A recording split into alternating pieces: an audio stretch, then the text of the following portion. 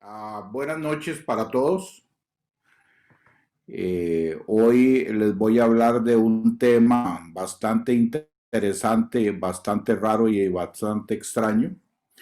Lo he llamado el marbete postal publicitario del café.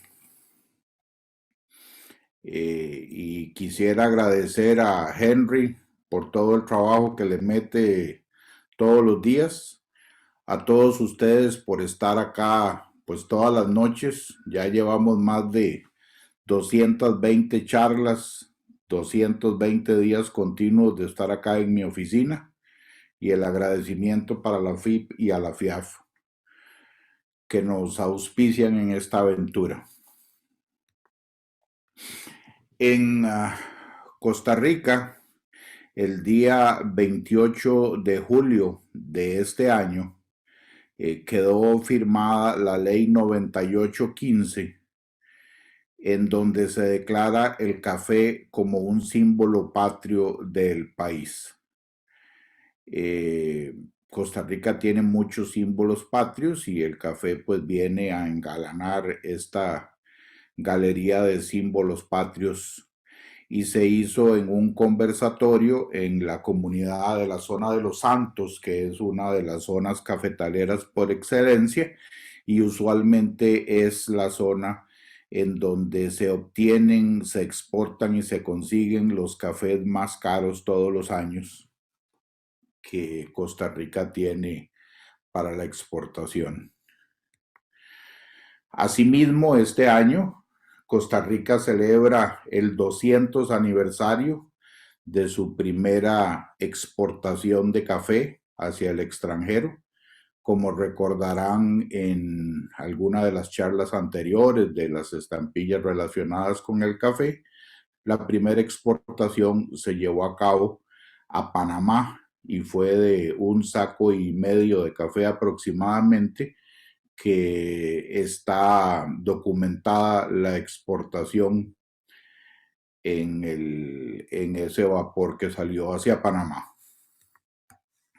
Acá les voy a mostrar las cifras del café de entre los años de 1924 y 1928, para que ustedes tengan una idea de la cantidad de café que se exportaba en el país.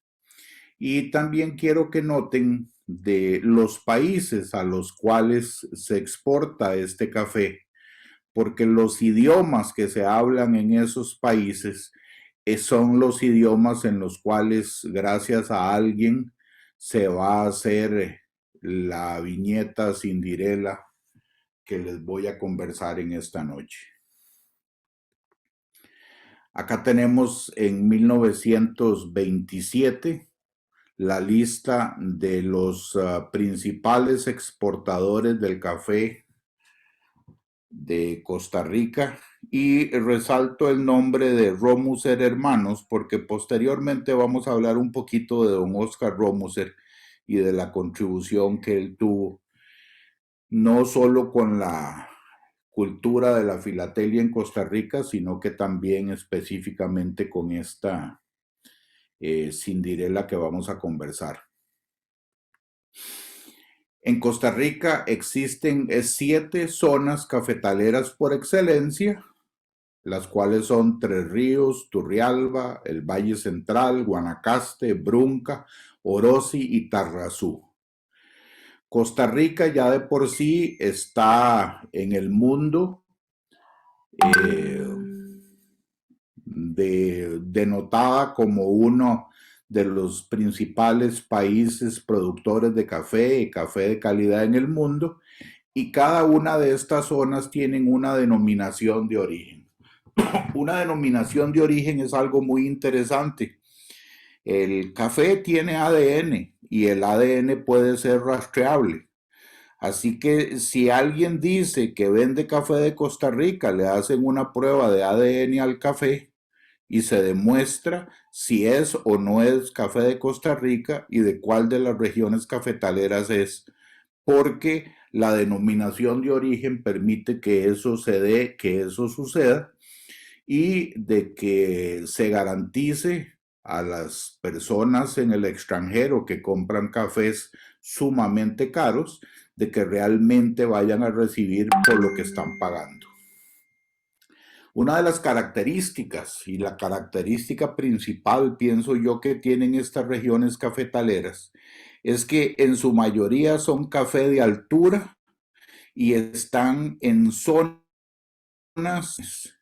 debido a la acidez de la tierra en las zonas, en las laderas de los volcanes, es que Costa Rica tiene renombre por la calidad del café y es una de las principales virtudes que tiene el grano de oro al momento de exportarse.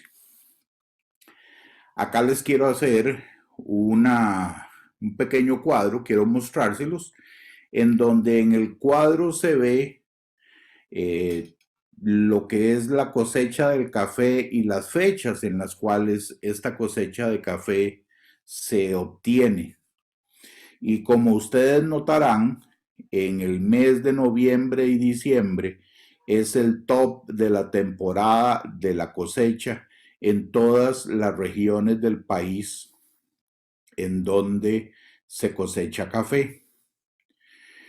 Para Costa Rica y los países limítrofes, la cosecha de café es algo muy importante. Y es algo muy importante porque la cosecha de café es la unión de la familia que en completo o de Costa Rica o vienen a Costa Rica a cosechar café, porque del dinero que se obtiene de la cosecha del café en nuestro país dependen los regalos de Navidad y el regreso a clases de todas estas personas de bajos recursos que todos los años están pendientes de poder ingresar al país para poder venir a cosechar café. Y obviamente pues los costarricenses que aún quedan algunos muy pocos que también se dedican a la recolección del café, participando en cada una de estas regiones en donde ellos pues obtienen muy buenos ingresos por la cosecha. Acá tenemos los tres sellos relativos al café, de los cuales ya les he conversado.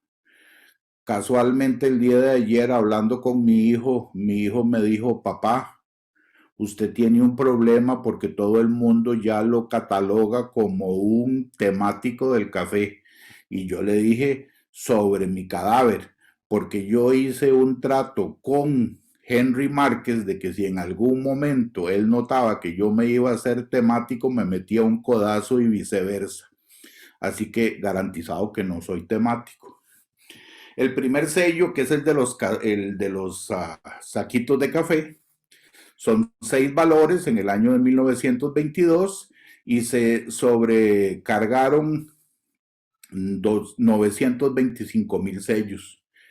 El segundo sello al centro es de 1921 y corresponde al centenario del café.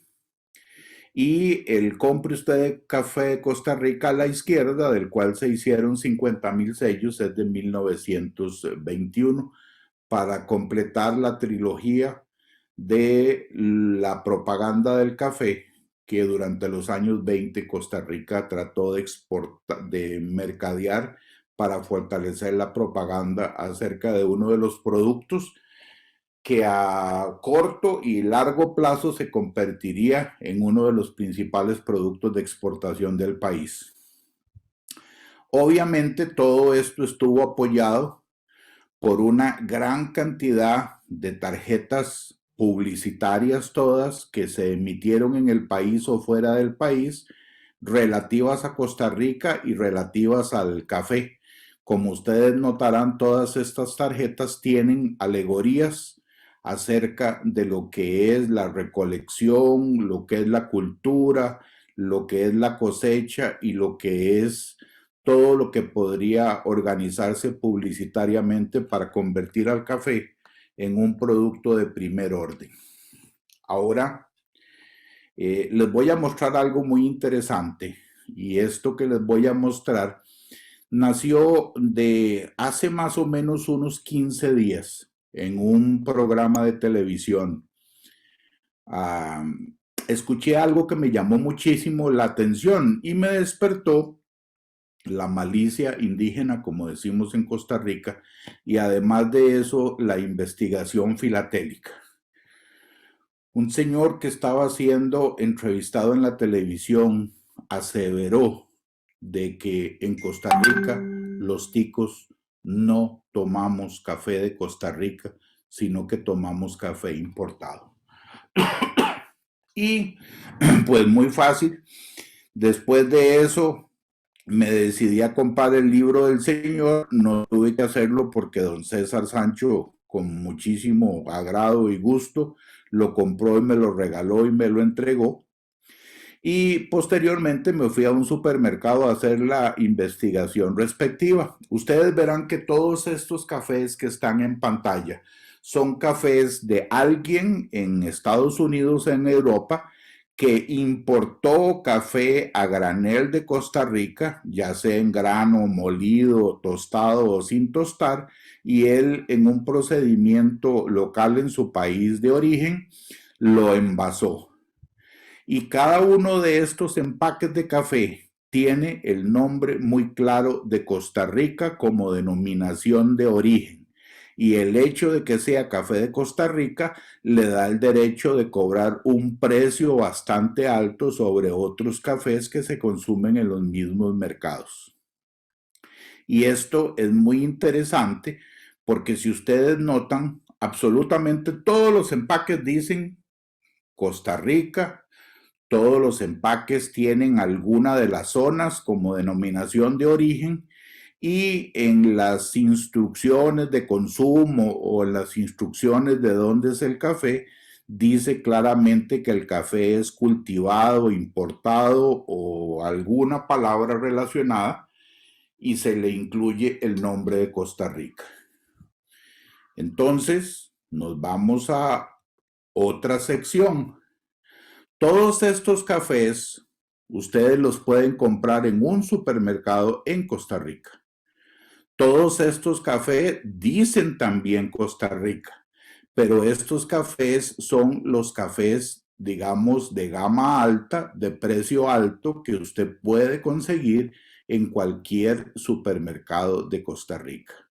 Y en todos ellos dice que el café es 100% puro y indica la palabra Costa Rica en algún lugar del empaque, o como ustedes pueden ver en la parte superior izquierda, la marca tiene diferentes denominaciones de origen como Poás, Tres Ríos, Tarrazú, que son zonas cafetaleras de donde es el origen del café que está envasado. Y aquí viene lo que sucedió en el supermercado. ¡Oh, sorpresa! Estos son los cafés de gama baja, cafés que se venden para la canasta básica, café que dice 100% puro en todos los casos y está enmarcado en amarillo. El último de la derecha indica la palabra Costa Rica, pero cuando ustedes ven claramente lo que dice es visite Costa Rica, que no tiene ninguna relación con que el café sea de Costa Rica. Y esto es a lo que se refería la persona que yo había escuchado, de que ninguno de estos cafés dice que es cosechado en Costa Rica, por ningún lado dice la palabra Costa Rica y no menciona absolutamente nada. Siguiendo con la investigación, me encuentro con que cerca del 45% del consumo del café destinado para consumo interno es importado principalmente de Honduras y Nicaragua. Hago la salvedad de que no son cafés malos, simple y sencillamente son cafés de un precio muchísimo más bajo al precio que se le asigna al café de Costa Rica, y para poder cumplir con los precios regulados de la canasta básica y poder cumplir con otras características y ser competitivo en el mercado, el productor y envasador costarricense se ve en la obligación de hacer una mezcla de producto. Esto lo ayuda en que no existe ninguna regulación en Costa Rica en donde se le obligue al envasador a mostrar en la etiqueta cuál es la mezcla o el origen o el consumo del café que hay dentro del empaque. Y esto pues no tiene nada de malo, simple y sencillamente de que el café tiene que ser pues tomado o consumido por los costarricenses a un precio razonable, y para poder lograrlo pues hay dos opciones, como todo en la vida. En el supermercado usted puede conseguir el café económico y puede consumir el café caro, en donde claramente se indica que es café cosechado y producido en el país. Por eso a mí me llamó mucho la atención el comentario que esta persona hizo en la televisión, y aquí les muestro más o menos qué fue lo que sucedió con esa investigación. De los productos exportados del sector agrícola, el café significa el 10.5% de todas las exportaciones agrícolas que el país tiene, lo cual es 3 veces menos que las grandes producciones de piña que hay actualmente en el país, y también es 3 veces menos que la producción de banano que también se produce en Costa Rica. Ahora nos vamos acá a las ventas totales.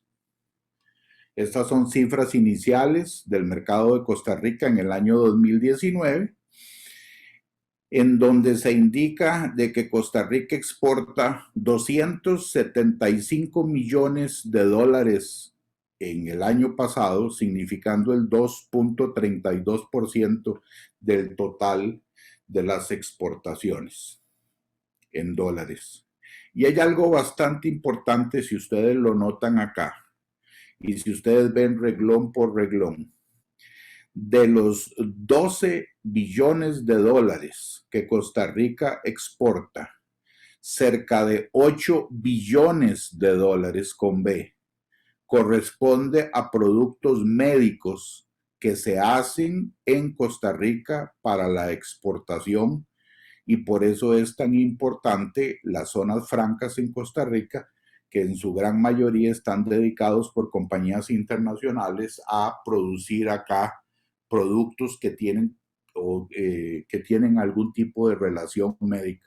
Si ustedes ven jeringas, agujas, catéteres, instrumentos médicos, prótesis de uso médico, equipos de infusión, sistemas de monitoreo, productos inmunológicos, es increíble la cantidad de productos que se fabrican en Costa Rica para la exportación en el ramo médico. Ahora entremos un poco en la parte filatélica. Lo que yo les voy a mostrar es conocido en los diferentes países del mundo bajo diferentes denominaciones.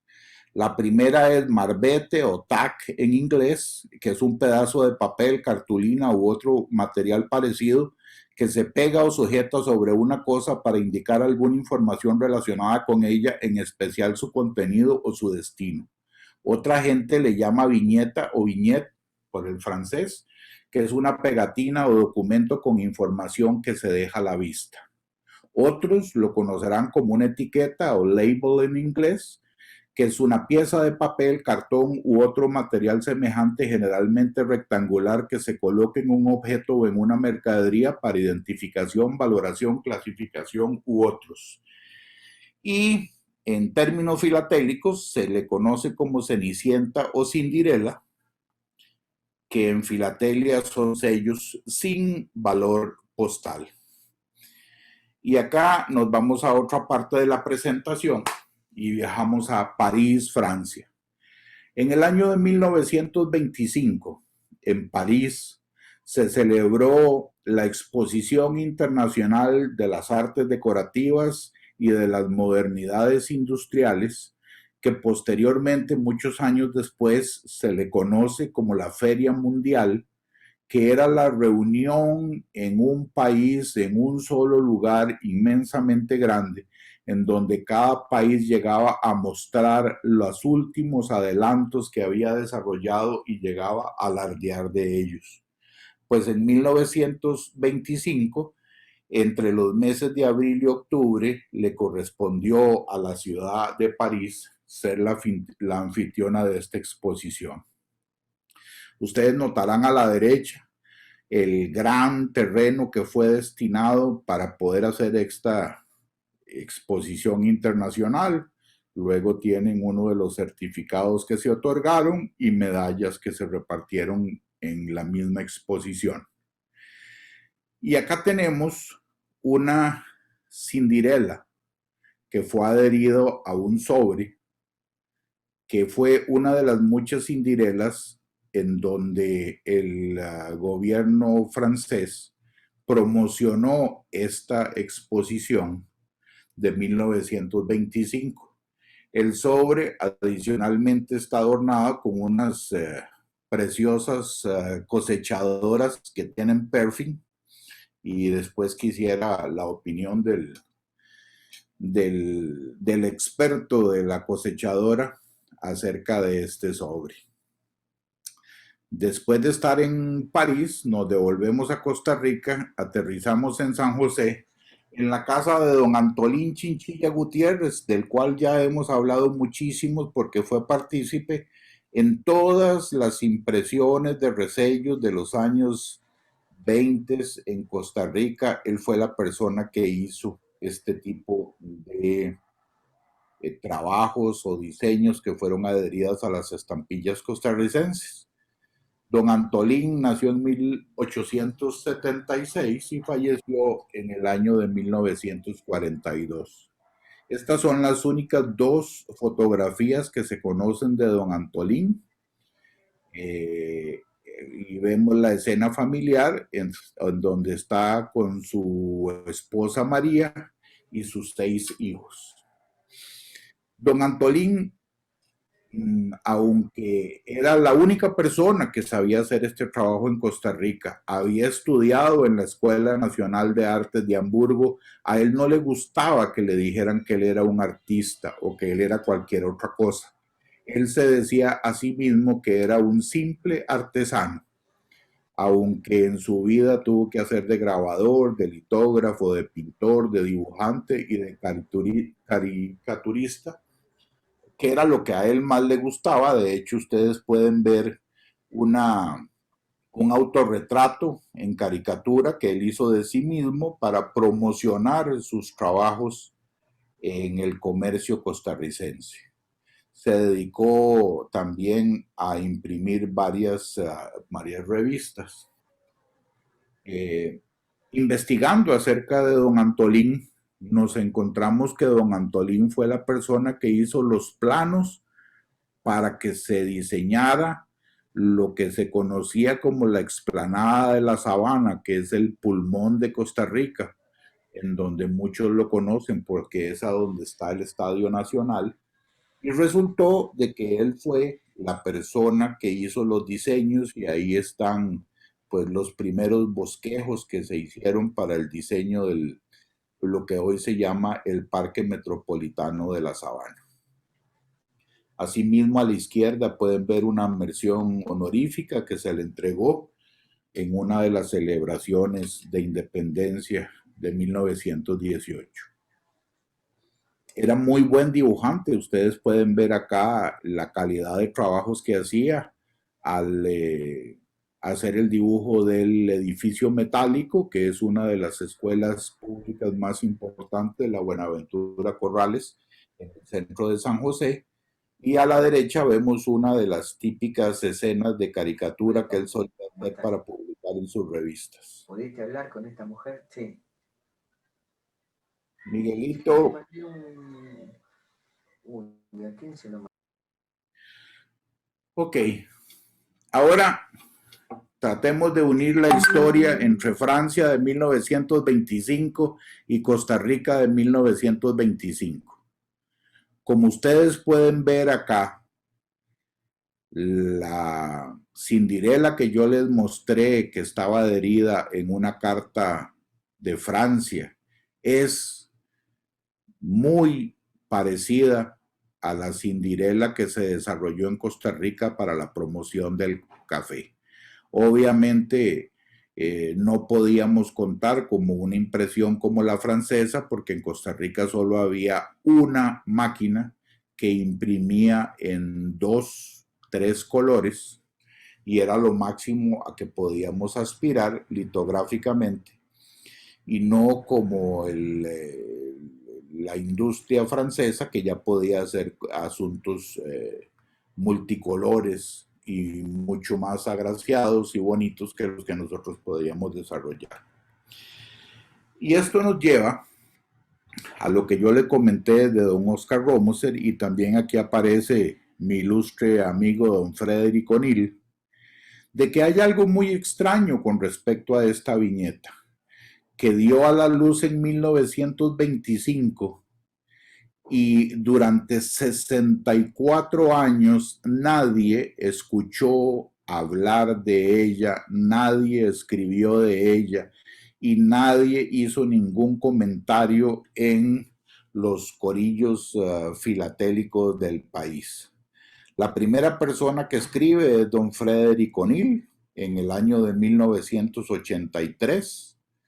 Posteriormente, en el año del 2003, vuelve a escribir. Oscar Romuser, que en paz descanse, lo hace en el año 2004 en diferentes publicaciones que muestro. Y entre los tres hablan de cosas bastante importantes, pero todos llevan al mismo final. Nadie sabe quién hizo las viñetas, nadie sabe cuándo salieron, nadie sabe absolutamente nada, y lo único de lo cual podían hablar era del material que tenían enfrente, el cual era bastante escaso y del cual pues solo podían hablar de lo que veían. De hecho, don Oscar Romuser, al cual yo solía visitar constantemente porque vivía muy cerca de mi casa, me dijo: Alfonso, yo no entiendo cómo yo, siendo de apellido Romuser, de una de las familias cafetaleras por excelencia del país, siendo filatelista desde antes de los 10 años, que recogía estampillitas que le llegaban en las cartas a mi papá, nunca o escuché ni oí hablar absolutamente nada de este marbete, y comenzó a hacer una investigación de la cual pues yo le pude ayudar un poco.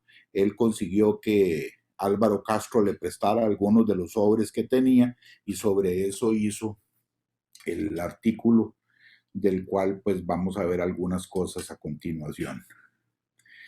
Aquí, como se ve, los papás y los abuelos de don Oscar Romuser eran dueños de muchísimas fincas cafetaleras en el área del Valle Central. Tenían muchas fincas, las cuales se puede ver ahí con diferentes nombres, y era una persona que estaba muy ligada en el café, lo cual a mí pues me extraña muchísimo de por qué él nunca supo del origen. Ya cuando esto circuló en el año 25 y años posteriores, pues ya don Oscar estaba de lleno metido en la filatelia de Costa Rica.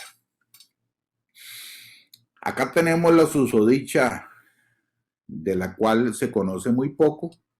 Era de adhesión voluntaria a la correspondencia. Se conoce que los sobres fueron utilizados entre 1925 y 1935, o sea, durante 10 años. No se conoce de ningún decreto que ordenó su emisión porque no es oficial. La impresión está en 4 idiomas: en alemán, en español, en francés y en inglés. Fueron hechas en la litografía nacional porque así lo indica en la parte de abajo el sello. Fueron impresos en papel blanco engomado y fueron litográficamente impresos en 2 colores. Se conoce que hubo 2 planchas o tirajes. El uso más temprano lo reportan ambos en diferentes sobres, tanto Romuser como O'Neill, del 5 de marzo de 1925, y yo reporto el uso más tardío a Dinamarca el 28 de junio de 1935. Acá podemos ver el bloc de 22 sellos, que es el bloc block grande conocido hasta ahora, por lo menos que yo haya visto, que es de lo que vamos a denominar la primera plancha. En él se pueden observar 2 sellos en francés en la parte superior, luego 10 sellos en español y 10 sellos en inglés. El orden de impresión de los idiomas, de acuerdo a este blog, fue que primero fue el alemán, porque no está en el blog de 22, así que tuvo que estar en la parte de arriba. Luego sigue el francés, el español y el inglés. Y podemos observar en la parte de abajo un pedazo de papel de selvage, lo cual nos indica de que es el final del pliego en su parte inferior. Existen varias hipótesis de qué tamaño pudo tener el pliego. Acá les muestro un cierre oficial que fue impreso en 1920 en pliegos de 36 sellos en filas de 6 por 6. Si ustedes ven el sobre de a la par, tanto la viñeta del café como el cierre oficial tienen el sello, el tamaño, perdón, del papel es exactamente igual, y una de las aseveraciones que se hacen es que pudo ser de 36 sellos. Sin embargo, al inicio de los años 30, este mismo cierre oficial se vuelve a imprimir y esta vez se hace en pliegos de 56 sellos y continúa siendo del mismo tamaño.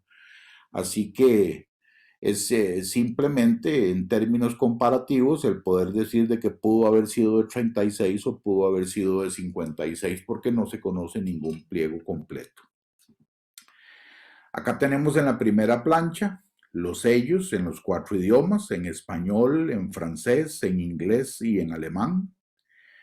Los idiomas, como se los comenté cuando vimos el cuadro de las exportaciones de Costa Rica, corresponden a los idiomas en que se habla en los países en donde se exporta el café desde ese entonces en los años 20 y todavía sigue siendo el destino mayoritario hoy en día del café de Costa Rica. La perforación es en perforación número 11. Acá tenemos pares en diferentes idiomas. Podemos ver que hay español con inglés, francés con español y alemán con francés. Acá tenemos blogs de 4 en un solo idioma que corresponden perfectamente de la plancha, como vimos en el blog de 22, sí se podían conformar blogs de 4. Luego tenemos blogs de 4 con los idiomas mixtos. En la izquierda vemos 1 en español y 3 en inglés, y a la derecha vemos 2 en español y 2 en inglés. Luego continuamos viendo acá en blog de 4 los idiomas mixtos. Y esto sería lo que corresponde a lo que se denomina como la primera plancha, el primer tiraje, como ustedes lo puedan llamar, de este elusivo, Cinderella, y misteriosa porque sigue ocultándonos mucho. Ahora tenemos una segunda plancha, la cual mantiene los 4 idiomas que tenía la anterior, y la perforación aquí sí ya varía a ser 11.5. Acá tenemos una prueba de impresión de la segunda plancha y sabemos que es una prueba de impresión porque es imperforada con amplios márgenes y tiene una guía de perforación. Esta es una pieza única conocida y corresponde a la colección de don Luis Fernando Díaz. Acá tenemos en inglés las pares y tenemos mixto en español-alemán. Lo más grande que se conoce de la segunda plancha son blogs de 4. Entonces ni siquiera sabemos cuál es la composición o si fue similar a la primera plancha o si hubo algún tipo de variación. Las diferencias entre las planchas se las puedo enumerar y ustedes las pueden ver comparando ambos productos filatélicos en pantalla, en donde la primera diferencia es de que los tipos de las letras son diferentes. La primera plancha, el tipo era de letras finas y en la segunda plancha ya presentan un grosor mayor, la cual los hace leerse mejor. Y el mapa, aunque muy mal hecho el pobre mapa, pero sí muestra algunas diferencias entre uno y otro. Y ya características más definitivas entre ambos es de que la primera plancha presenta un marco y las letras en color negro, mientras que la segunda es en color azul. La definición de la impresión es mejor la de la primera plancha que la segunda plancha. La impresión del color rojo es más oscura en la primera y más clara en la segunda. Los pliegos en la primera plancha tienen perforación, los sellos en la primera plancha tienen perforación en los 4 costados y a todo alrededor del pliego hay un selvage, mientras que en la segunda plancha todos los sellos en la perimetría del pliego no presentan perforación y terminan siendo imperforados en el lado en donde termina el pliego. Y adicionalmente, algo muy interesante, si ustedes pueden ver entre la primera y la segunda plancha, es que la primera plancha tiene detrás de las banderas de los costados y al medio, tiene una cuadrícula vertical, mientras que, bueno, hay unas rayas que denotan como el simbolito de audio que se mueve en forma horizontal, que eso sí lo tiene, pero las líneas verticales no las tiene la segunda plancha y eso hace que también sea diferente. Si nos vamos acá a ver ya los idiomas comparados uno con el otro, en este caso tenemos el idioma en español y en francés, vemos de que aparte de la tipografía y el mapa, en español no sucedió nada. En el francés, en la primera plancha, se cometió un error que es una variedad constante en la palabra C de es en español, se dejó un espacio que lo corrigieron en la segunda plancha en donde ya aparece pegado al apóstrofe, como es lo correcto en el idioma francés. Acá tenemos en inglés y en alemán. La diferencia en el inglés es de que anteriormente es el mejor del mundo, estaba en una sola línea y para la segunda plancha lo convierten en 2 líneas, probablemente para que la persona pudiera leer de una mejor manera lo que indicaba el sello. La diferencia en los escudos. La diferencia en los escudos es muy obvia. El primero, el de arriba, tiene una cierta definición. El de abajo tiene una total ausencia de definición. No sé si porque la plancha tenía algún defecto o porque a la hora de imprimir les quedó de esa manera, pero sí existe una gran diferencia entre ambos. Con respecto a los sacos, tenemos el mismo resultado. En la parte de arriba vemos los sacos un poco más parecidos al resello de la estampilla y en la parte de abajo ya se ve de una manera más tosca la impresión en la segunda plancha. Ahora tenemos la impresión de la bandera en la primera plancha. Una de las características principales es de que los colores se movían para arriba, para abajo, para la derecha, para la izquierda. Realmente nunca pudieron hacer de que la impresión fuera correcta entre los dos colores azul y rojo en el papel y en la cuadrícula, y siempre para algún lado, alguno de los colores se les movió a la hora de imprimir. En la segunda plancha ya sucede algo diferente. Aquí ustedes ven las estampillas en 4 idiomas, los centros, y todas están perfectamente alineadas. Así que aquí sí pudieron alinear correctamente la impresión con respecto al papel en donde estaban haciendo el trabajo. Y aquí ustedes ven claramente de que no existe una cuadrícula en el área de las banderas, sino que solo las líneas estas como de audio de manera horizontal. Acá les presento con respecto a lo que son las perforaciones. Ustedes pueden ver que en la primera impresión los sellos son totalmente perforados y la perimetría tiene un selvage. Sin embargo, en el sello de la derecha ustedes pueden notar de que el lateral es imperforado porque no tenía una perforación, sino que lo dejaban morir en el pliego del papel.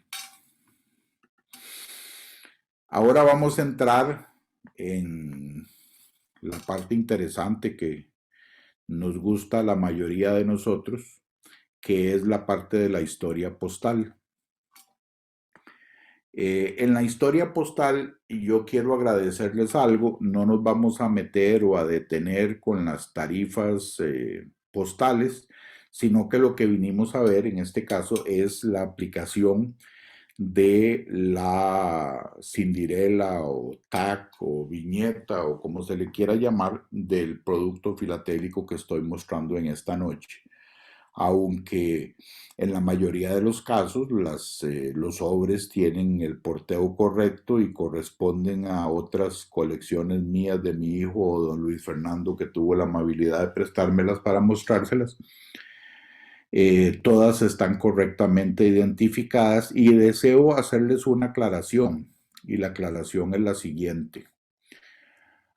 Es muy fácil tener un sobre de la época, tener un sello de la época y pegárselo al sobre, con lo cual diría, ese es un sobre con cindirela. Existen muchísimos sobres en esa condición, pero los sobres que yo les voy a mostrar a ustedes, todos están amarrados de una u otra forma al sobre, lo cual los hace una pieza postal completamente auténtica, sin ninguna posibilidad de duda de que le fue añadido posteriormente. El empleado de correos en Costa Rica, de acuerdo a las instrucciones que tenía de sus superiores, sabía que no debía matasellar ningún objeto añadido al sobre que no fueran los sellos postales, y esto era lo que les comentaba. Aquí tienen 3 sobres excepcionales, lindos, bonitos de la época, que tienen la viñeta adherida, pero la viñeta de ninguna manera está atada al sobre, lo cual alguien, simplemente por el ánimo de hablar, podría decir, alguien le pegó la viñeta a ese sobre porque no está atado. Las tarifas postales, si alguien posteriormente en la transmisión de YouTube quiere ver si las tarifas están correctas o quiere ver algún asunto con respecto a las tarifas entre el año de 1924 y el año 39, tanto de interior como de exterior, aquí se las mostramos. Son cortesía de la recopilación que hizo el señor Francisco Di Napoli, que siempre nos colabora con esto tan importante. Acá quiero hacerles otra aclaración antes de entrar a ver los sobres. Los sobres están presentados separados, la primera plancha y la segunda plancha. Los sobres están en orden cronológico y están por idioma, lo cual los hace para que ustedes puedan manejar y verlo mejor de esta manera, y es una manera más ordenada de poder mostrárselos. Acá tenemos un sobre enviado a Checoslovaquia, en donde obviamente en el reverso se ve claramente de que la cindirela está atada al sobre. Y creo que esto nos da una lección, porque conforme vayan viendo los sobres, yo creo que el filatelista costarricense o la persona que utilizó este tipo de cindirelas reconoció, se dio cuenta o entendió de que era difícil burlarse al empleado de correos de Costa Rica, pero la persona en el extranjero sí le ponía el sello al matasellos, así que la mayoría de ellos se usaron en el reverso porque con eso se garantizaban de que los matasellos mordieran el sobre y estuviera bien atado y la cindirela al sobre. Los primeros sobres están en idioma alemán. Acá tenemos uno de esos ejemplos. La persona que lo envió le puso uno adelante y le puso otro atrás. El empleado de Costa Rica no lo tocó el del frente, pero en el extranjero se dio un gusto poniéndoles sellos encima. Seguimos con el alemán y aquí sucede lo mismo, solo que como tenían que matasellar el sello de 3 céntimos, pues en algo mordió el matasellos la cindirela en el frente. Seguimos en alemán y aquí vuelve a pasar lo mismo. El del frente no se toca, pero atrás todos se dan gusto poniéndole el matasellos encima. Acá tenemos otro ejemplo, exactamente igual, en donde la persona le adhiere 3 cindirelas en idioma alemán, 2 al reverso, una enfrente y vuelve a pasar lo mismo. Las del reverso sí están perfectamente atadas al sobre. Vamos por el año 28 y vuelve a suceder lo mismo. El empleado de correos de Costa Rica tiene mucho cuidado de no matasellar la que se le puso enfrente, pero un compañero en la parte de atrás sí matasella las 2 que tiene en idioma alemán. Acá ya vamos por el año 29 y notamos este sobre enviado a Austria, en donde tiene perfectamente matasellado el reverso. Este sobre enviado a Estados Unidos, ligeramente el matasellos de Berkeley lo muerde y lo hace válido para todos los efectos. Este sobre enviado a Dinamarca es el sobre que yo les mencioné, que es el último uso conocido en el mes de junio de 1935. Aquí ya cambiamos al idioma inglés en 1925 y la cindirela está perfectamente atada en el reverso. En inglés nuevamente y se ve perfectamente atada. Seguimos en inglés. Este sobre, pues lamentablemente, vemos que le hace falta pues un pedazo en la parte de enfrente que no sé qué era lo que podría tener, pero de alguna manera el lápiz azul que usaba el empleado de correos ata al sobre la cindirela. Seguimos en inglés y aquí se presenta nuevamente el caso, la que se puso bonita en el frente, lista para la foto, no es tocada, sin embargo en el extranjero sí matasellan la otra cindirela en inglés que la persona le puso. Seguimos en inglés en el año 28, perfectamente atada. Esta maravilloso es un pedazo de papel de un envoltorio de papeles de negocios que fue enviado a Alemania saliendo desde Turrialba. Y allá aquí cambiamos al idioma español y es de 1925. Acá de todas maneras quería que se le ataran los sellos, sin embargo de los 4 que puso, 2 en francés y 2 en alemán, solo 2 de ellos fueron atados correctamente al sobre. Acá cambiamos al idioma alemán, francés, Y acá sí, pues el empleado de correos hace el matasello respectivo en el frente y en el trasero del sobre, y en ambos el matasellos muerde el sobre, lo cual lo hace muy válido. Luego, en idioma francés, en 1928, vemos la cindirela perfectamente atada al sobre en el reverso. Entramos en lo que es la segunda plancha, en su uso postal, que es bastante escasa, es muy poco, y lo van a ver que yo tengo muy pocos sobres. Acá tenemos un ejemplo en idioma inglés en 1928, por lo que podríamos decir que la segunda plancha debió haberse impreso en el 27 o en el 28. En el 28 tenemos dos en inglés, una que está atada por el lápiz azul del cartero o del empleado de correos que la manipuló.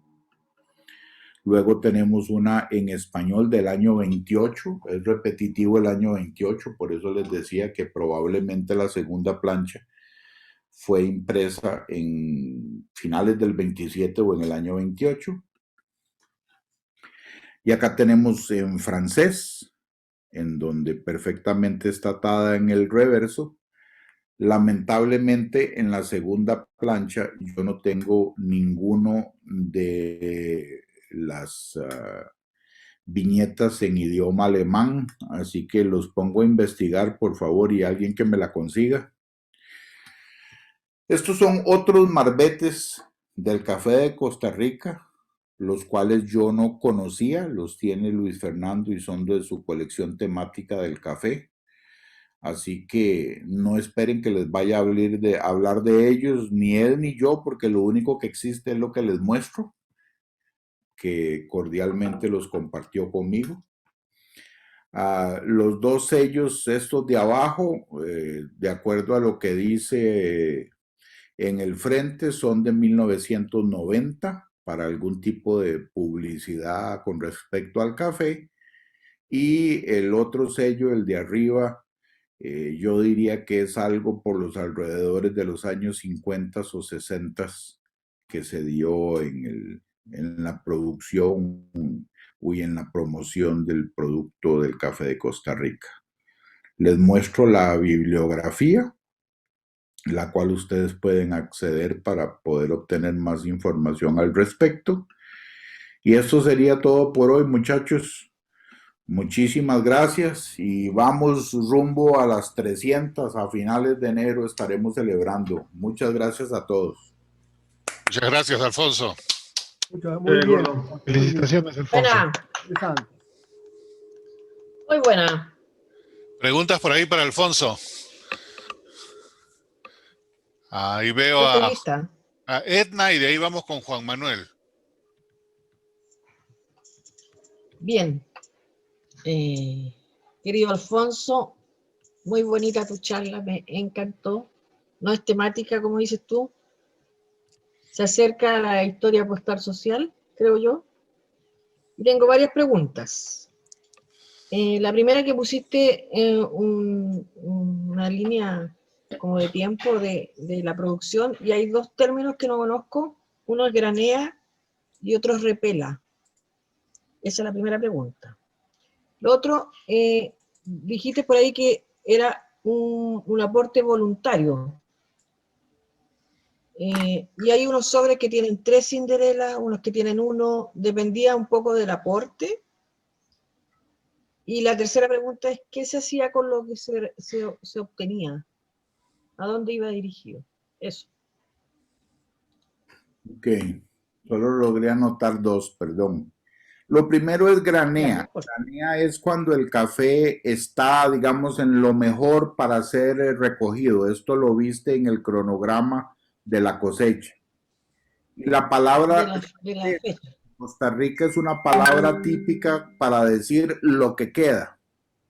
¿Por qué? Porque acuérdate que el café, los primeros que llegan a la mata, únicamente pueden desgranar los granos que están completamente rojos, que significa maduro, y si alguno está amarillo o está verde, lo tiene que dejar adherido a la mata. Entonces, en la repela, que es al final de la cosecha, ya se sabe que esos granos están rojos y entonces en la repela es cuando se cosechan. Ahora, lo que yo comenté es que era de adhesión voluntaria. O sea, la viñeta o cindirela no tenía ningún costo, no era vendida, se desconoce cómo era repartida, pero de alguna manera, si uno iba a algún lugar o en el correo o de alguna manera a uno le regalaban los pliegos y obviamente se los regalaban a las personas que se conocía que podían hacer circular el sello alrededor del mundo porque eran personas que tenían correspondencia y que la iban a adherir a algún sobre. Entonces, no tenían ningún costo, o sea que por eso no se recogía nada y no servía para nada. Creo que se me quedó tu segunda pregunta sin responder porque no recuerdo cuál es, ¿no? No, tenía relación hacia dónde iban los recursos, pero con la otra ya me la respondiste. Lo otro, cuando la cinderela estaba en alemán, ¿se prefería utilizarla en cartas que iban hacia Alemania? No te sabría decir, pero yo creo que es, bueno, lo lógico es que eso era lo que sucediera, por eso se hicieron en 4 idiomas, pero yo creo que si yo era alemán y tenía muchas cartas a Alemania, le pegaba las de Alemania, cuando se me acababan las de Alemania tenía que usar otros idiomas, pero creo que lo que tú mencionas tiene mucho criterio, tiene mucho lógica en que uno utilizaba el idioma hacia donde estaba destinada la carta para que lo pudieran leer en idioma local. Muchas gracias. Ok. Juan Manuel. Gracias, un saludo a todos. Don Alfonso, muchas gracias, excelente presentación del café. Nosotros como cafeteros aquí en Colombia nos parece muy interesante. La pregunta es si la primera imagen que presentas en tu exposición corresponde a la imagen del billete de Costa Rica, el más bonito que tiene o es muy parecida esa imagen al billete de Costa Rica, que tiene el paisaje de creo que era la Fundación de Costa Rica. Sí es, bueno, el de la primera no, el de la segunda, creo que era la... Bueno, sí. Sí, o la segunda, tal vez, si no. Bueno, aquí se me... La de color. Sí, pero sí es, ¿cómo se llama? Sí corresponde al billete que en algún momento se llegó a decir que era el más bonito del mundo, el cual Así es. está ya no está en circulación. Ok. Desde hace muchos años ya no está en circulación, pero sí corresponde a una alegoría del café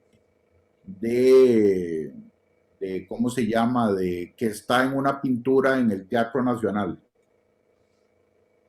Esta, sí, sí, correcto. Es que es muy parecida a la imagen del billete. Gracias. No, es el billete, exactamente. O sea, perdón, este no es el billete, esta es la pintura que está en el Teatro Nacional. Por eso le ves algún tipo de cosas así como viejas. En el del billete ya lo reprodujeron casi idénticamente, pero ya tiene cosas más modernas y se ve más claro. Ok, gracias. Ok. Alexander.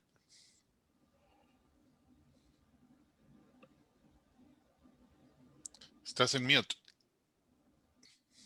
Está hablando alemán. Ay, ahora sí. Disculpen. Alfonso, te felicito por la charla. Realmente, pues es primera vez que, al menos yo conozco en Costa Rica, que este tema se explica y muy bien. Nuevamente, felicidades. Tengo algunas preguntas. Una es, al ser impreso por la Litografía Nacional, debió haber habido un decreto emitido por las autoridades para autorizar que la litografía nacional imprimiera estas cindirelas. ¿Eso tienes conocimiento? Tengo varias preguntas para que vamos una por una. Ok. Sí, fue impreso por la Litografía Nacional, pero acordate que la Litografía Nacional no era una imprenta, por llamarla así, que le hacía trabajos al Estado, sino que era una imprenta que le hacía trabajos a cualquiera. Era un negocio del Estado que estaba abierto a que podía imprimir trabajos de cualquiera. Le hacía todos los trabajos al Estado, pero para poder sobrevivir, desde los años de 1922, si mal recuerdo, se hizo independiente que para que pudiera tener trabajos adicionales, y ya no era directamente del Estado, sino que el administrador era el que tomaba las decisiones internamente. Por eso ahí fue donde se dieron muchas cosas con las estampillas, porque el administrador era el que hacía y deshacía. Ok. La segunda pregunta es, ¿qué motivaría a un remitente de una carta a adherir estas cindirelas? No tengo la menor idea, pero siendo yo filatelista, me regalaban un sello que lo único que tenía que hacer era pasármelo por la lengua y pegarlo en el sobre, y así el producto filatélico más bonito e interesante, pues yo lo haría. Por el otro lado, pienso que muchas de las personas que utilizaron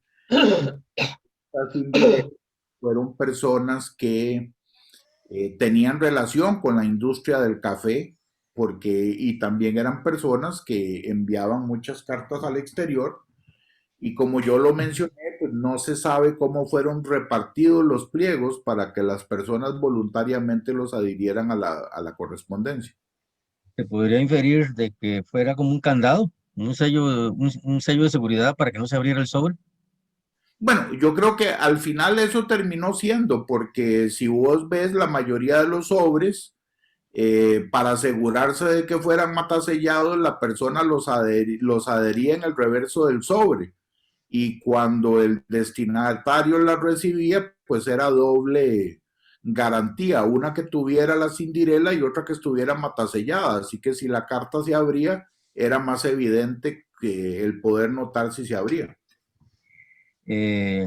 Una tercera pregunta es, bueno, lo mencionaste, pero no entendí muy claramente en cuanto a la distribución de esta cindirela en las diferentes oficinas de correos. Vi la mayoría de San José y una creo que de Turrialba. ¿Tienes otras de otros orígenes? No, bueno, acordate que esto no fue repartido por el correo. Esto fue repartido por alguien, no se sabe quién, a personas que tenían mucha correspondencia. De hecho, las cartas de Turrialba que yo tengo, obviamente son de Westerman y de otro señor que vivía cerca de la finca Aragón, que este otro señor tenía mejor correspondencia que Westerman, porque generalmente lo que mandaba eran papeles de negocios o muestras, y son los sobres que yo tengo en otras colecciones con portes muy altos. No recuerdo bien el nombre ahorita, pero esto no fue repartido por el correo. O lo hizo el Ministerio de Agricultura de aquel entonces, o si había una oficina del café o algo relativo, fue la persona que ordenó la impresión, la pagó de sus fondos y la repartió voluntariamente y de a gratis. Y como última pregunta, para no acaparar más el tiempo, para darle oportunidad a otros compañeros, creo que esta es la primera vez que la Litografía Nacional emite un producto con 3 colores. La última fue la emisión de Jesús Jiménez, que yo expuse hace algunas semanas, que eran 2 colores. No tenía la capacidad de las máquinas para producir más de 2 colores. Veo que esta es la primera que se realizó en 3 colores. Creo que sí, en eso tenés razón. De hecho, creo que se hizo en 3 colores en 2 impresiones, Por eso fue que en la primera plancha no la pegaron con los colores rojos y azules que les quedaron corridos para todo lado, probablemente en la segunda impresión del sello, para poderle poner los 3 colores que vos mencionás. Pues la máquina Gracias, seguía, Alfonso. la máquina era de 2 colores, lo que probablemente hicieron fueron 2 pasadas. Gracias, Alfonso. Okay. Heiner. Ok, buenas noches. Muy contento de ver a don Alfonso Molina dando una charla de algo que me trae muchos recuerdos. Yo les voy a contar que mi papá siempre fue peón de finca cafetalera y me parece, creo yo, que es uno de los trabajos más duros y más mal pagados que hay ahorita aquí, bueno, aquí en Costa Rica. Como dijo don Alfonso, mucha gente de bajos recursos aprovecha la época de recolección de café para hacer un ahorro.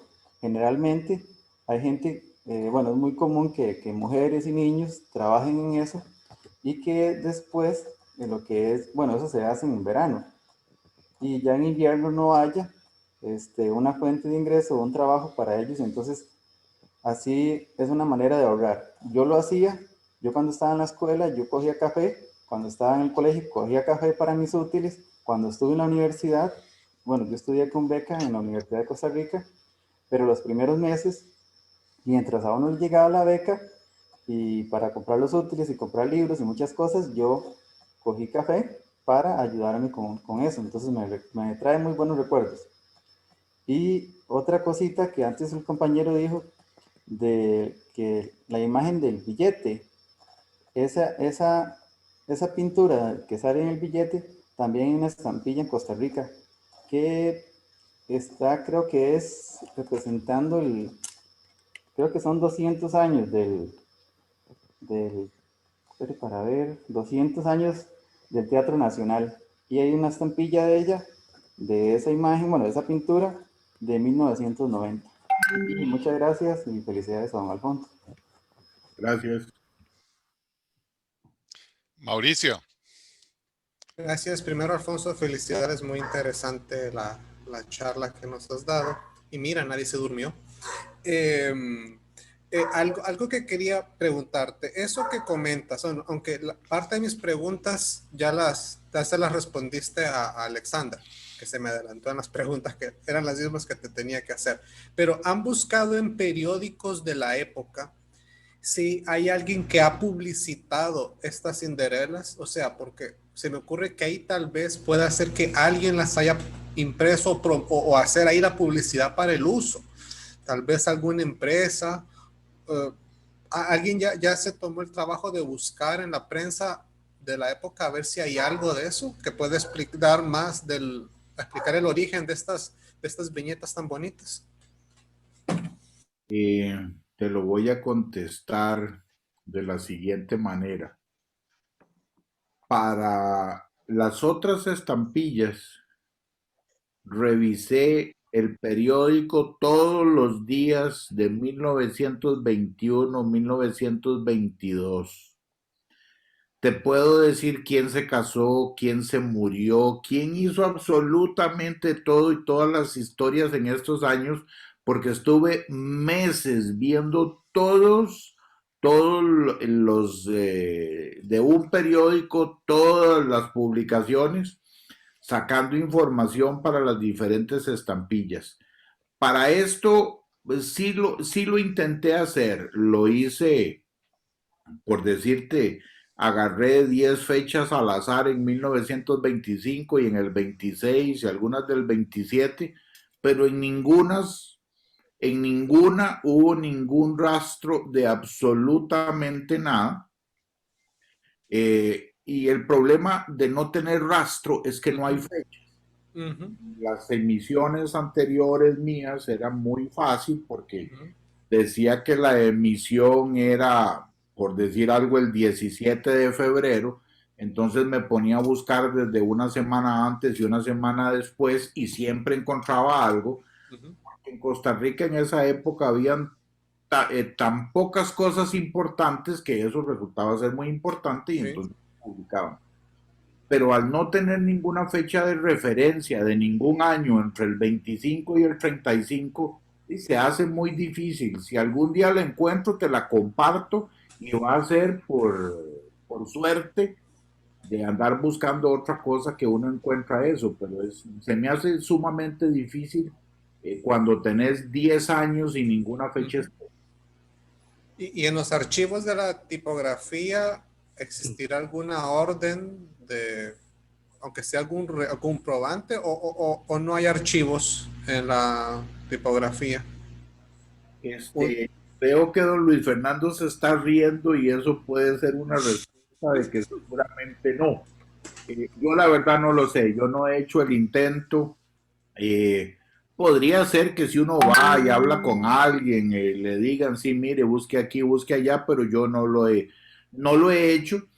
Y me parece que el mejor lugar es de que Costa Rica siempre ha tenido una oficina encargada de las exportaciones del café. De hecho, se llama la oficina del café, en donde tal vez pudieran tener algún tipo de información al respecto, pero mi asunto de investigación no ha llegado todavía a ese nivel, así que tengo que esperar un par de años que me haga más viejito y no tenga que hacer para ir.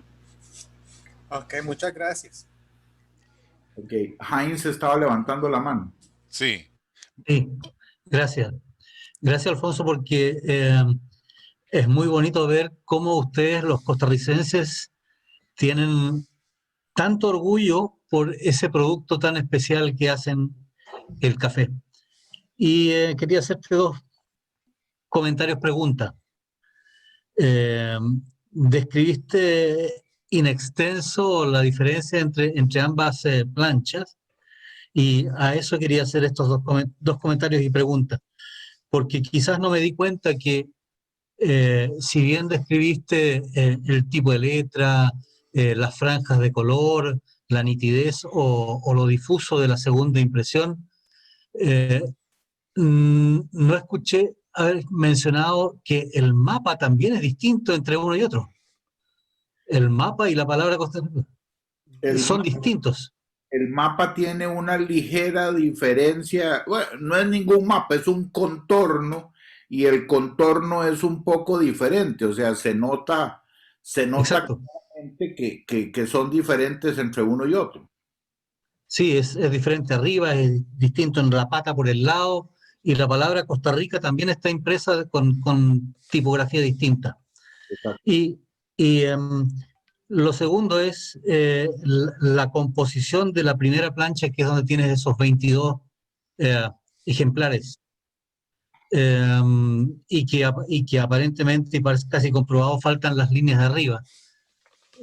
Sin embargo, mostraste un cuadro que no es por franja, sino que tiene uno al lado de otro en idioma distinto. Es así, ¿no es cierto?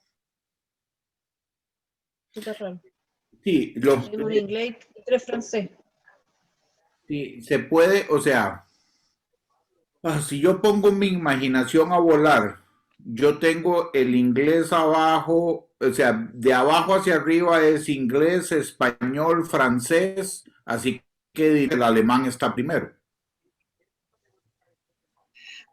Correcto, pero había un cuadro donde tú tenías dos idiomas distintos, pero los dos de abajo eran igual al segundo en la primera línea. Sí, eso me llamó. Era súper raro porque era 1 y 3, no era par. Y lo mencionaste incluso. No, sí, te voy a decir que en el blog se ve, y es una de las cosas extrañas, de que la cosa más fácil era haberlas hecho, permitirme para... En pares. No, sino que las hileras fueran completas. Pero en el blog se ve acá de que hay digamos, aquí la tenemos, es español, español, español, español, español, español, español, español, y aquí sigue el inglés, ¿ves? Sí. Entonces, es como una L para acá es en español y es una L a la inversa en inglés. Correcto. Eso es lo que quería aclarar. Incluso abajo parecía ahí, digamos en la tercera fila horizontal, vertical, ahí las tres últimas están en inglés. Correcto. Sí, eso nomás quería, gracias, volver a verlo. Como acá, Gracias, Alfonso. acá se ve que las tres aquí las tres son en español. En el margen, del margen izquierdo son en español. Pero Y la del centro también. aquí sabemos de que viene el francés y probablemente el primer idioma que estaba impreso era en alemán. Sí, muchas gracias, Alfonso. Ok. Luis Fernando. Sí,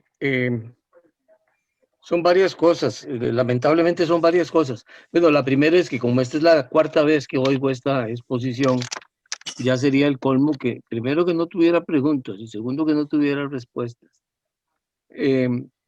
Lo de la composición del pliego, porque es lo último que se habló, que lo presentó Heinz, ciertamente son solo hipótesis y faltando la parte de arriba, es difícil hacerlo, pero ahí en lo que Alfonso tiene 12 abajo, 12 en inglés, ¿verdad? 10. 10. 10 en español, 10 en inglés y 2 en francés.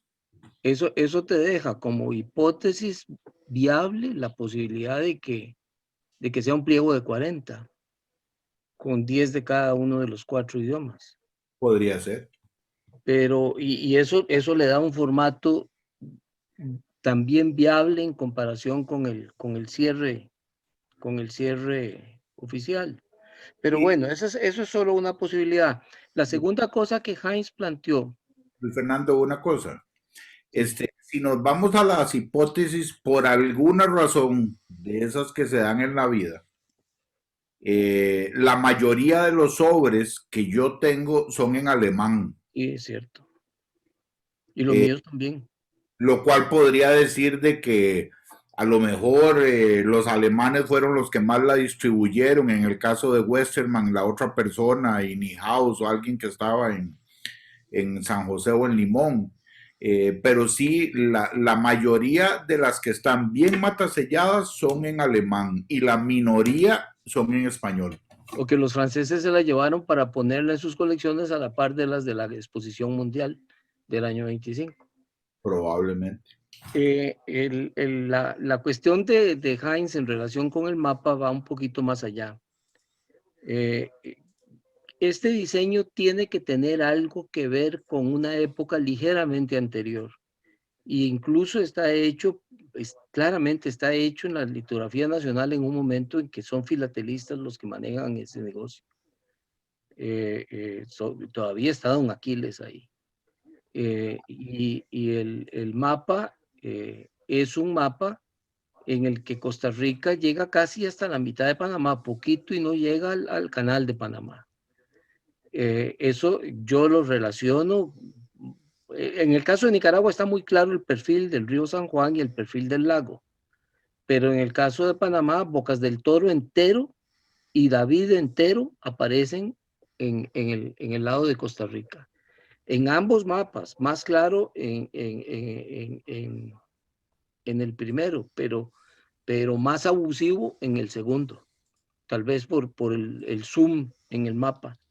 Pero como quiera que sea, y hay un efecto de la guerra de Almirante todavía, que habría que considerar. En algún momento hubo una broma sobre esto hace unas semanas, cuando se habló sobre lo de la guerra de Costa Rica y Panamá en el 21, y yo les dije que iba a hacer el comentario algún día sobre el mapa, pensando en que Alfonso iba a exponer esta pieza. Ese es el comentario sobre el tema del mapa. Yo creo que hay que aclarar que en ese momento la litografía nacional solo tenía máquinas unicolor, de manera que estas etiquetas fueron hechas con varias pasadas. El mínimo son, por supuesto, 3 pasadas. Son planchas litográficas. Eso también explica por qué la segunda es una reproducción deteriorada de la anterior. Este chunche suena y yo no puedo hacer mucho más que esperar.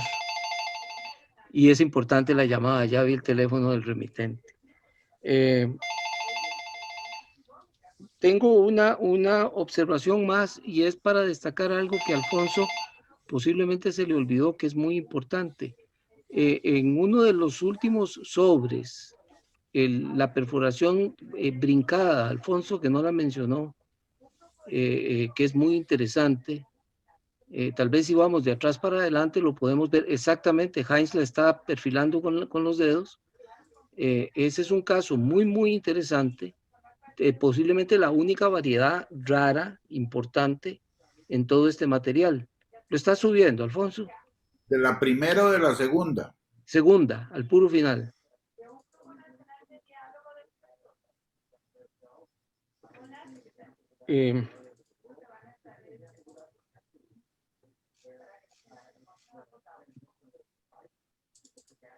Ahí. Un acercamiento al sobre en la esquina abajo, desde el visto del frente a la izquierda. Lo habíamos comentado el otro día. Ese. Se ve el doblez o posiblemente está recortada. No, pareciera que está pegado por separada la esquina que fue arrancada, Alfonso. Sí, sí, eso está. Aquí veo la marca. Sí, sí. Yo pensé que era una perforación saltada, No, pero no. alguien la rompió y después no la pegó adecuadamente. En lugar de ser más buena, es más mala. Pero mientras esté atada, sigue siendo buena. No, Pero- todas son muy buenas. Todas son muy buenas. Pero pareciera que de origen fue eso, o sea, no es que lo restauraron, porque si uno ve esa raya azul, está constante, o sea, no está alterada. Es lo que está diciendo Alfonso, que está, Sí, sí, sí. eso garantiza que está pegada como original. Ok, sí, sí. Viendo que tiene Alfonso ahí las otras viñetas, las raras, la de 1990, tengo alguna copia extra y un día esto la rifo.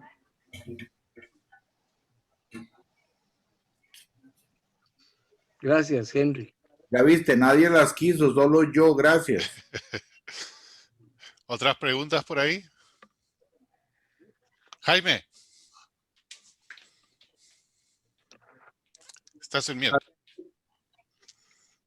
Ya con esta plática del café me dio mucha curiosidad para conseguir este fin de semana café de Costa Rica y probarlo y a ver si es cierto lo que tanto dices y tanto presumen. Perdona, puedes comprar un café que se llama Blue Mountain de Nicaragua, de Jamaica, y estarás seguro que estás tomando buen café de Costa Rica. Mira, ahorita mientras hacían las preguntas busqué aquí en el supermercado a ver qué manejan y encontré este. Y mi pregunta va hacia este símbolo de la esquina. ¿Existe algún símbolo de café de Costa Rica tipo el que usan en Colombia para marcar origen? Sí, sí lo hay. Y hay una etiqueta también. La denominación de origen con el nombre de la región. Y como ves en este dice café fino de Costa Rica. O sea que esta es una variedad de café Sánchez del expresidente Óscar Arias Sánchez. Del abuelito de él. A mi pregunta era si este símbolo de la esquina era así como un logotipo que use Costa Rica para identificar sus cafés. No. No, te voy a decir, hay uno acá que te puedo mostrar que es el que está en una de las fotografías acá, que es el de denominación de origen. O sea, el oficial es este que está en esta foto en la esquina de abajo. Ok. De la carretita. Que dice Geographical Indication, es el oficial del gobierno de Costa Rica para la denominación de origen. Ok. Oye, qué simpático. Y ese pajarito ahí ha hecho su nido entre los granos de café. Sí, sí. Colibrí. Esos colibríes hacen los nidos hasta en una uña. Se aseguró del café de la mañana el colibrí. Henry, un par de cositas más, porque Adelante. de verdad Alfonso señaló que yo me estaba riendo cuando Mauricio hizo la cuestión de la pregunta sobre los archivos, y donde tal vez sí se pueda conseguir algo, no es en la imprenta nacional, no es en la fotolitografía nacional, es en el archivo nacional, porque por ley están obligados a pasar los archivos ahí, siempre y cuando no los hayan destruido para esconder las chanchadas filatéricas que hacían. Eso es algo que hay que tener claro. Y la otra ya se me olvidó. Es lo malo de los viejitos, se les olvidan las cosas. ¿Y no existe algún tipo Instituto Nacional del Café o algo que se guarde algún archivo? Sí, bueno, ese es un tema. Durante muchos años, una cosa que se llama Sinter Café, que trabajaba con la oficina del café, que es ese Instituto Nacional que Jaime dice, organizaba exposiciones en las cuales todas estas cosas se mostraban. Y había un coleccionista costarricense que antecede, por supuesto, a Alfonso y un poquito a mí. Es casi contemporáneo conmigo, pero ya se murió. Stanley Lindo, que era el primero que coleccionaba los saquitos de café y las etiquetas del café y todo eso. Stanley nunca encontró nada sobre estas etiquetas. Y no es que no lo hubiera buscado. Y ya me acordé cuál era la última, ahora que le veo la cara a Heiner, claro. No, necesitamos que Heiner vaya a coger café este año también, ahí en Naranjo, donde vive, porque tiene que venir a comprar estampillas con lo que gane en el café. No, esa vara de que va a ir a coger, no va a ir a coger café para dedicarse a cuidar a la doña y a estrenar la casa nueva, no se vale, no, tiene que ir a coger café para venir a gastar plata en revistas de la asociación y cosas parecidas. Y traernos a nosotros café. También, café de Gracias. Ya, un amigo tiene apartado un corte para mí y mi papá. Sí, claro. Pablo Rosales está con la mano levantada. Adelante, Pablo. Alfonso, felicitaciones, una linda charla de café. Tengo la dicha de haber probado el café de Costa Rica, muy gentilmente don Luis Fernando me obsequió cuando nos dio el gusto de visitarnos en Cuenca en la exposición nacional que hicimos acá. Y fue un éxito con la presidencia de los jurados de Luis Fernando. Tengo una pregunta, no sé si filatélica. Con ese muy sabroso café que pude degustar, una curiosidad, el café normal es un café que acá le llaman americano. El café, les digo esto porque no sé si allá se llama igual. El café expreso es un pequeñito más cargado, más fuerte. La pregunta es, ese café expreso, que es más sabroso, más fuerte, más cargado, ¿es una variedad de café, un tipo o cómo le catalogan? Es la máquina, Pablo, la máquina que tiene la cafetería es la que te hace que el café sea de una forma u otra. Cuando te vas a una cafetería de esas grandes o una cafetería vieja, ese café se hace por medio de colación en prensa. Entonces, no sé si has visto que jalan y meten una cosa, le ponen el café y lo prensan. Entre más café tenga prensado y a la velocidad que pasa el agua caliente sobre el café o por entre el café, es el resultado de que en esas cafeterías te puedan hacer expreso o te puedan hacer un americano, porque en la casa únicamente puedes hacer americano a menos de que tengas una cafetera de esas que tiene inyección de agua caliente a alta presión.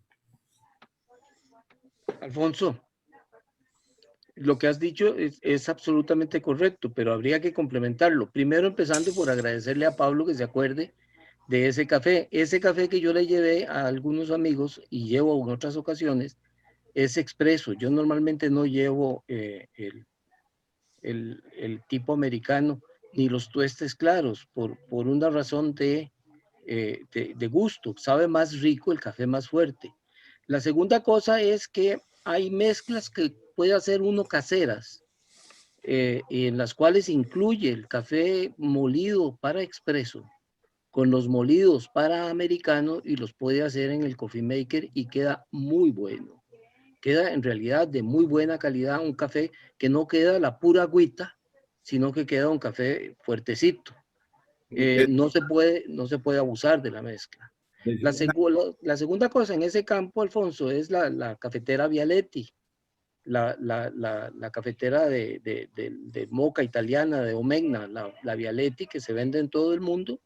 Es una cafetera con la que se puede hacer el café expreso en la casa con el sistema de esas cafeteras. Y la última cosa es que hay dos elementos externos. Alfonso tiene razón en lo esencial. Es el molido y la prensa en la máquina y la velocidad a la que pasa el agua. Todo eso, Alfonso tiene razón.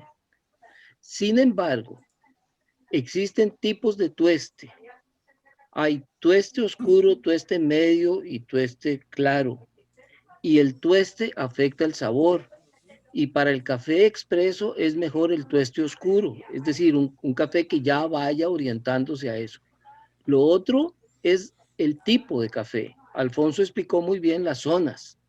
No todas las zonas se prestan, tal vez Heiner después pueda aclararnos eso, porque precisamente donde Heiner vive se da un café que es más bueno para expreso que el de Los Santos, por ejemplo. El de Los Santos es un café para tazas más livianas.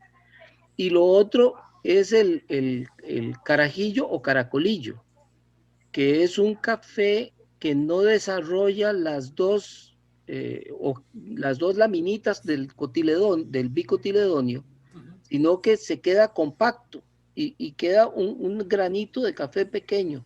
Ese normalmente lo venden más caro en los lugares donde se compra el café, porque es un café de un sabor mucho más concentrado. O sea que en realidad Alfonso tiene razón en lo esencial y es lo que comercialmente se conoce alrededor del café expreso.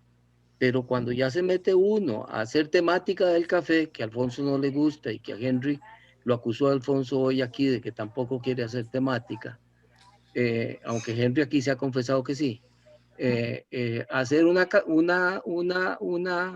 temática de cualquier cosa. Aquí estoy viendo a Sergio Recuenco, que hace temáticas difíciles.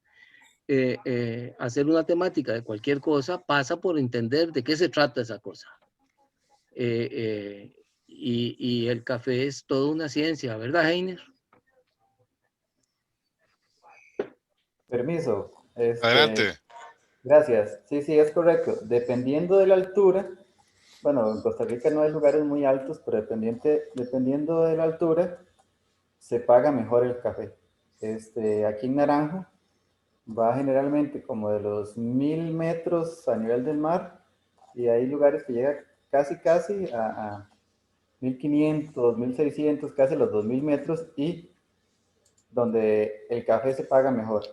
Y lo otro que ha explicado don Luis Fernando, lo del caracolito, tal vez para una manera más sencilla, ahí me va a disculpar, porque lo dijo como muy, ¿cómo le dijera? Biológicamente. Sí, entonces, es que el grano de café generalmente tiene 1, 2 o 3 semillas.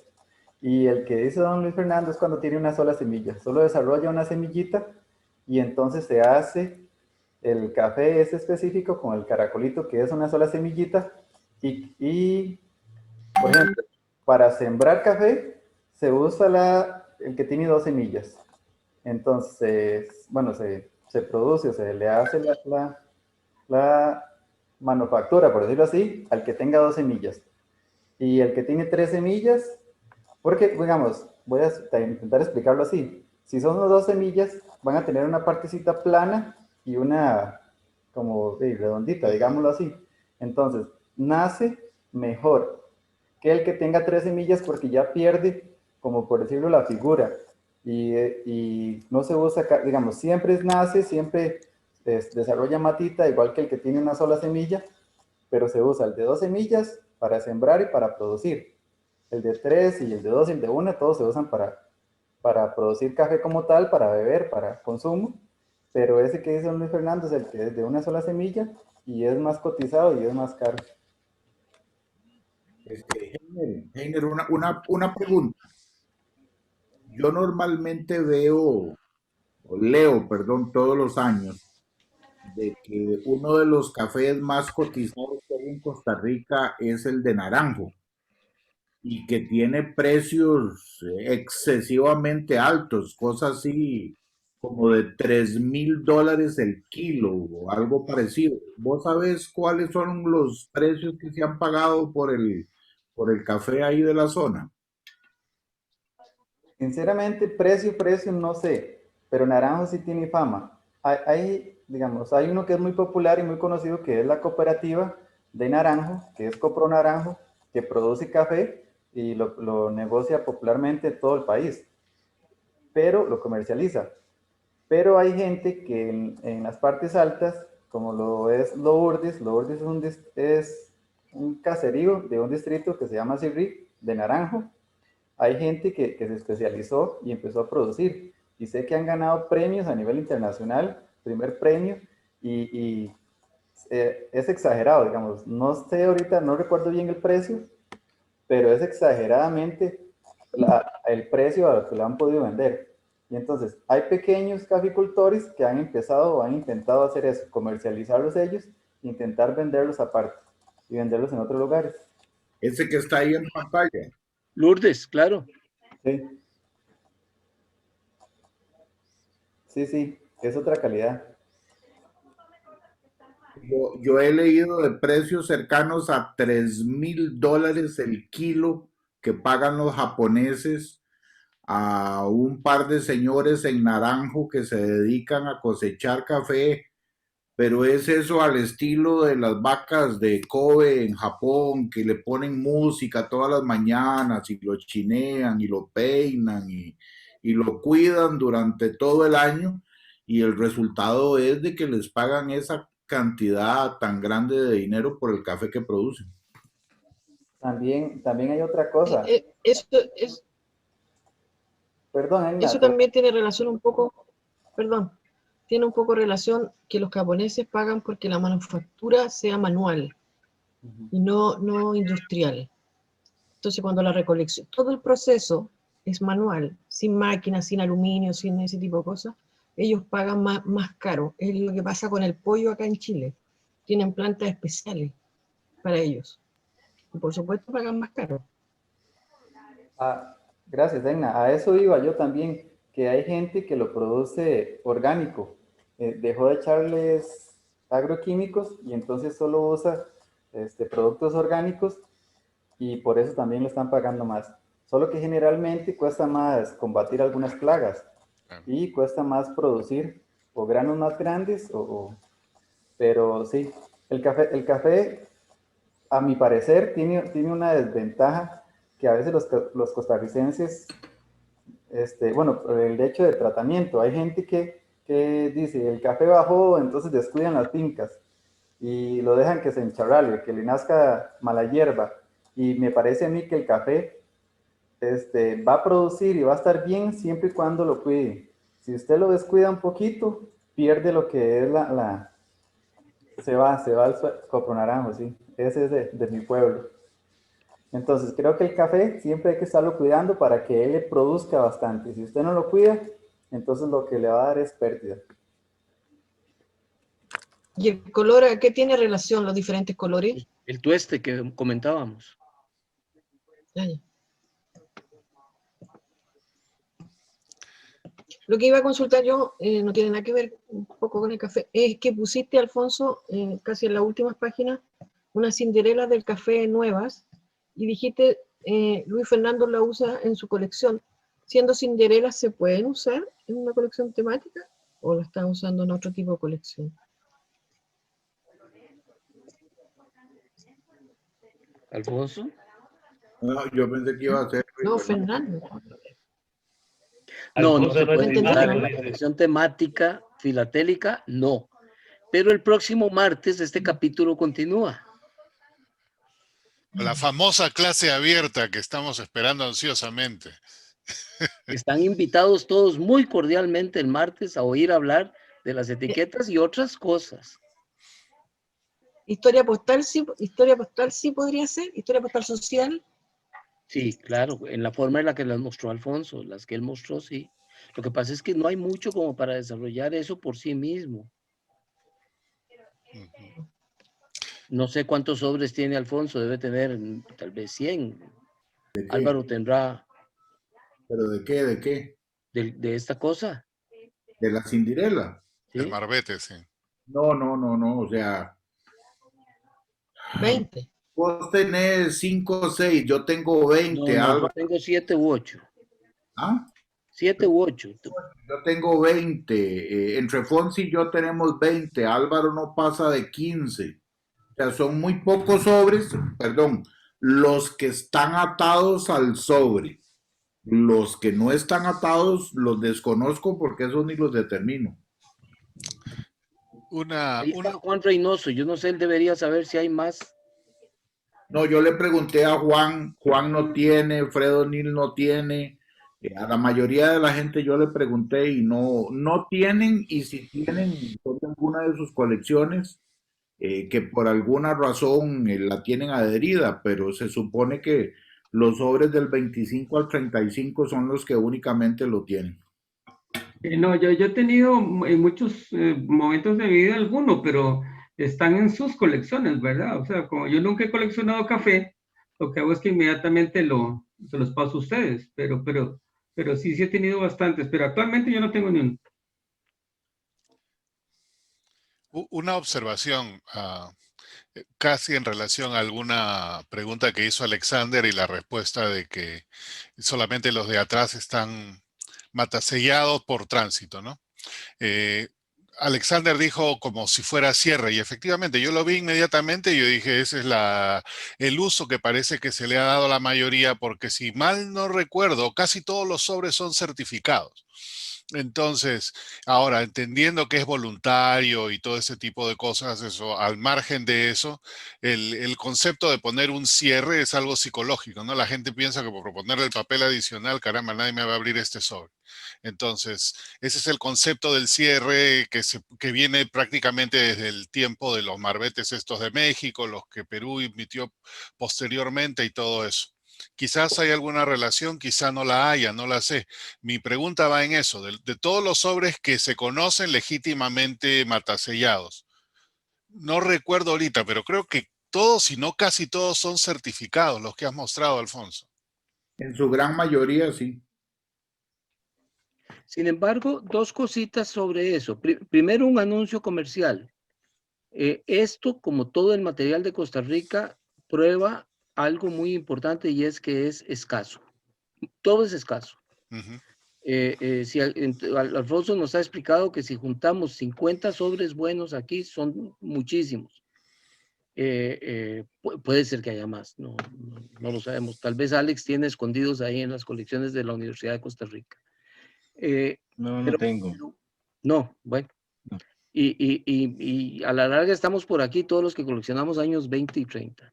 El otro tema es el uso como cierre. En los que Alfonso mostró, tal vez por ser certificados, hay como 4 o 5 en que la cancelación primera es una cancelación nacional. Después tienen todas las otras de tránsito, pero muchos de ellos tienen primero que todo una cancelación nacional. Y ahora lo que sí es importante, y posiblemente aquí es donde Alfonso y Juan tienen mucho que decir, yo no he visto sellos de estos usados en puños de sellos.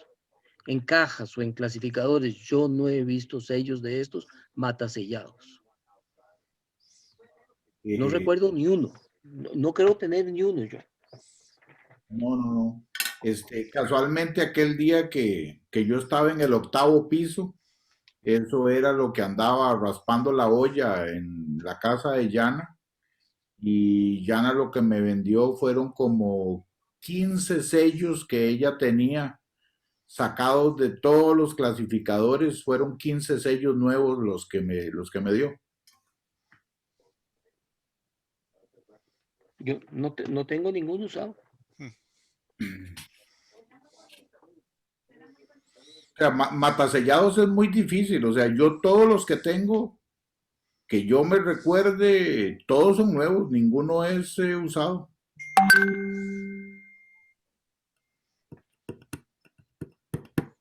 Y no se tiene un registro de esos otros sobres que tienen el marbete al frente y que no tiene matasello, porque también me imagino que se habrán lavado sobres y esos habrán salido como nuevos sin goma, ¿no?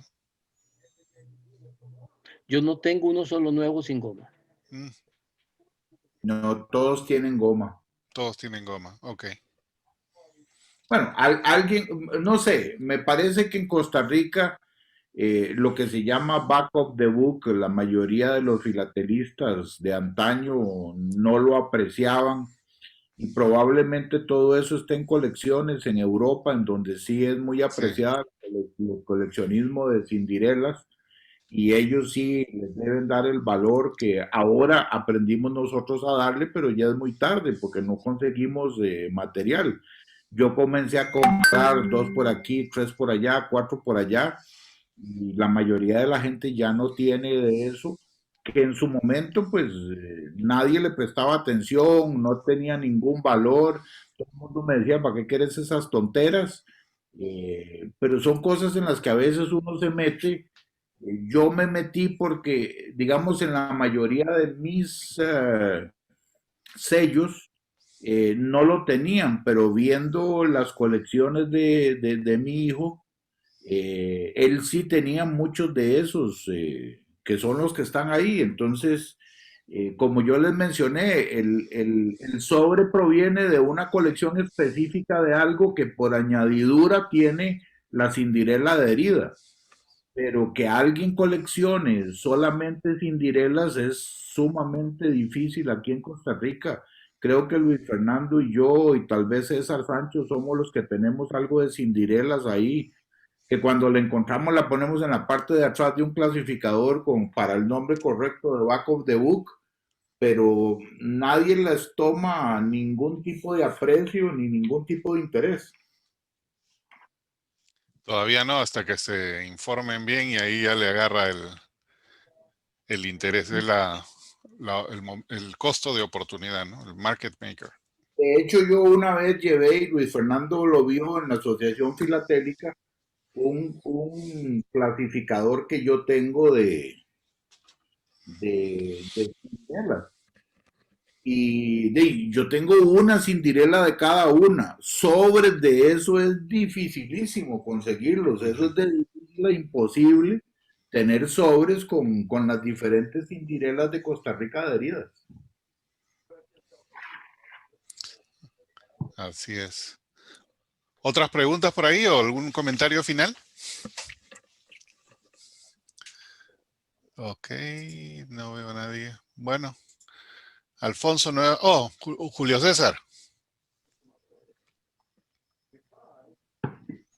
Ya se despertó. Sí, pero está en mute. Si está hablando no te entendemos. Se quiere quejar porque no estaban las monjitas. Al final puso una etiqueta que decía Costa Rica, café Suiza, creo, algo así. La Suiza de Centroamérica. Sí, la Suiza de Centroamérica. O sea que de ahí viene ya esa denominación. Desde hace muchos años nos tienen engañados y nosotros sacamos provecho de eso. Esa cinderela que mostró de último Alfonso es como de los años 50, bien como él lo dijo, aunque tampoco se sabe el origen, ni quién imprimió, ni nada por el estilo. Y dice, como bien dice Julio César, de Costa Rica, la Suiza, etc. Pero ese dicho de Costa Rica, la Suiza de Centroamérica es del siglo XIX. Es más viejito que todos los que estamos aquí. ¿Y cuál es el origen? ¿Por qué se dijo Suiza en el siglo XIX? No sé qué tenía de particular. Varias cosas, pero en particular el régimen político, ¿verdad? Ah, ok. La neutralidad, todo eso. Eso. Ok. Bueno. Con eso, Alfonso, nuevamente muchas gracias. Estuvo muy interesante el tema y descubrir el material. Y el día